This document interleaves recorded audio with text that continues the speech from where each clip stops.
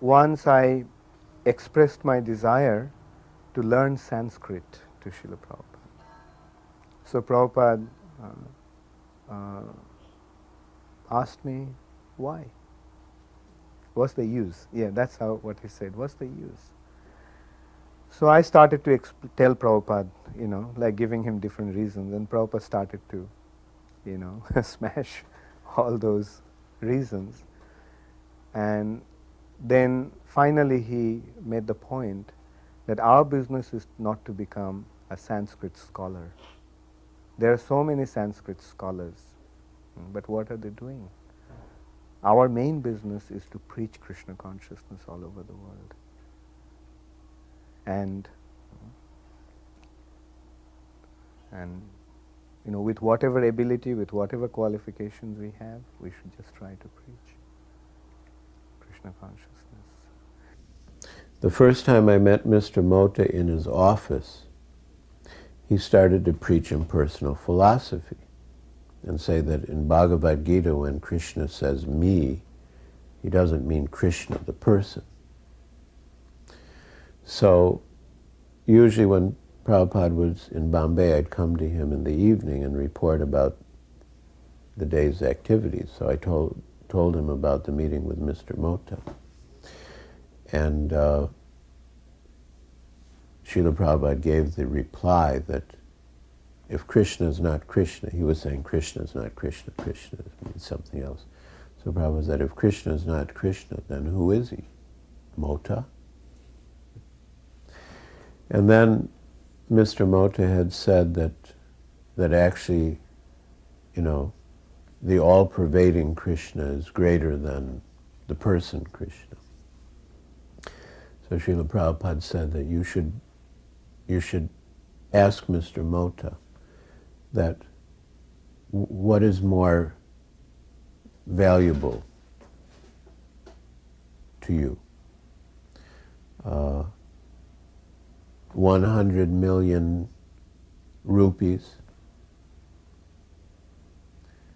spread out 1 rupee in everyone else's pocket, or 1 million rupees in your pocket.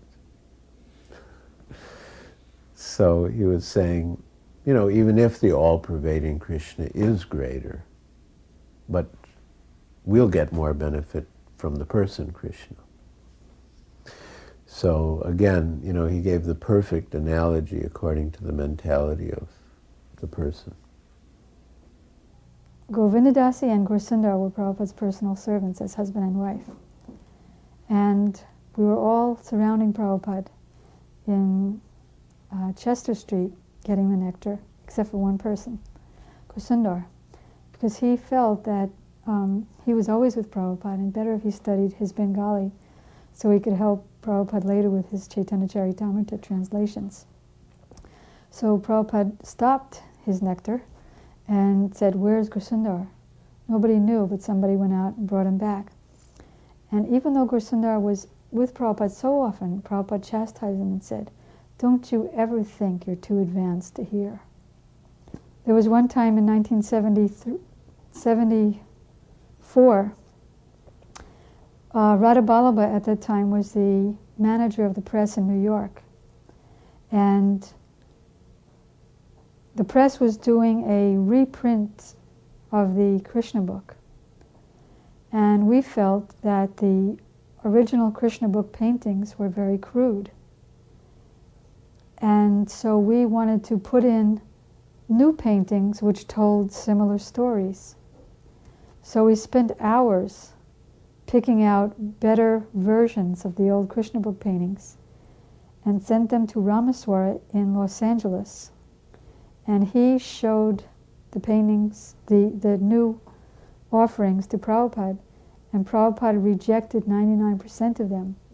He said, "These old Krishna book paintings are our ISKCON trademarks, and unless you have sanction from me, you can't replace any of them." And he would tell why. Here, this is such a beautiful picture, and this one just simply shows a black face of Putana. How can you say this is better? And we did one of in the original Krishna book, Vasudeva crossing the river Jamuna, carrying baby Krishna, without Ananta, and we wanted to replace it with another painting that wasn't the same pastime, but another pastime, but better, more expertly done. And Prabhupada said, how can you take out this painting? It's so important. And so Ramaswara said to him, but it didn't have Ananta over him. He said, then put in Ananta, but don't take out the painting. So he was very, very strict on the paintings and their importance and how they have to be exactly right. So he instilled in us time and again the importance of the paintings. So on the first night of the Pandal, there were many Naxalites in the audience ready to disturb. And the Pandal was arranged that on the two sides there were chairs for VIPs, and then in the middle and at the rear it was just carpet for people to sit on the floor. So the Naxalites began making agitation. Why do some people have chairs and not others? And they were folding wooden chairs, and they started to smash the chairs together to make a disturbance.